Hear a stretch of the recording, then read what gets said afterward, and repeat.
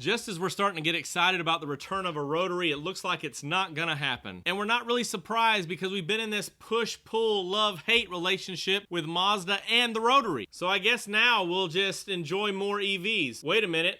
What's up, everybody? I'm Jonathan Sewell at Mitchell Mazda on the Boulevard in Enterprise, Alabama. And it's that relationship we've been hoping, wishing, praying for the Rotary. Mazda dangles a little bit of a Rotary range extender in front of us. We get all excited and thankful, and then they pull it back.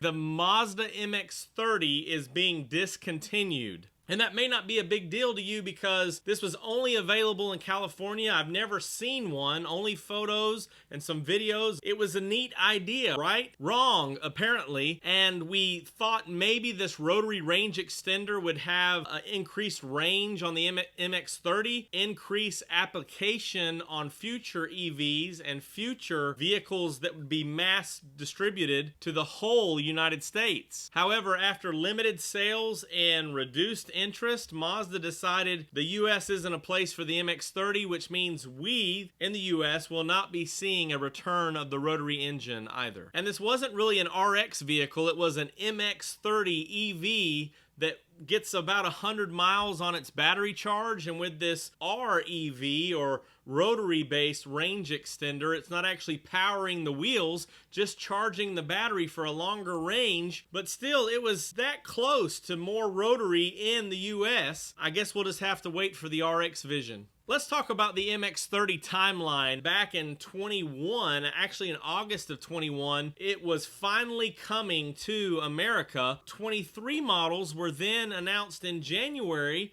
that they would be coming in the spring, and they would be featuring this new rotary range extender. And then the last news in June, they said that it was in production and going to Europe first, to be arriving in Europe somewhere around October. I can't help but liken this first EV of Mazda, or to production first EV of Mazda, to the EV1.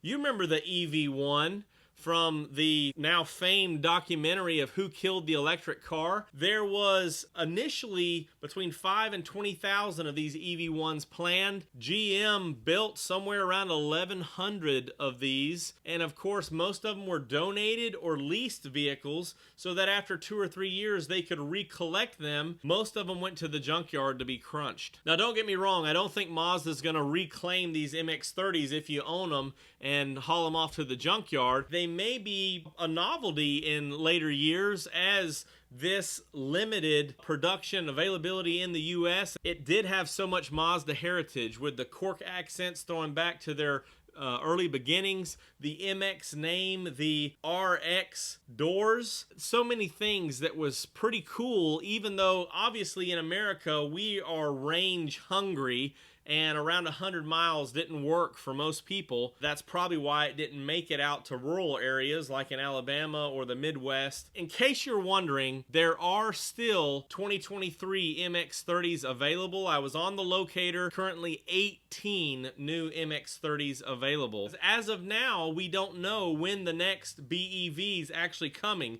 We know there's different phases that they're rolling out, but right now, all we know that's here now is the plug-in hybrid CX-90. And a matter of fact, that's what Mazda mentions in this discontinuation announcement. It says Mazda will discontinue the MX-30 EV for the US market, just the US. Their current US electrification efforts are focused on large platform plug-in hybrids, such as the first ever 24 CX-90 PHEV and upcoming CX-70 PHEV. Of course, will be a 25 model next spring, as well, listen here, as well as the CX-50 hybrid, which doesn't have a year in front of it, but I do believe that it will be coming in the next few months because that's a system that's already viable. Just put it in the vehicle and ship it to dealers. They believe that the large platform plug-ins and this CX-50 hybrid address the current needs in the US market. And of course, they are working on new plans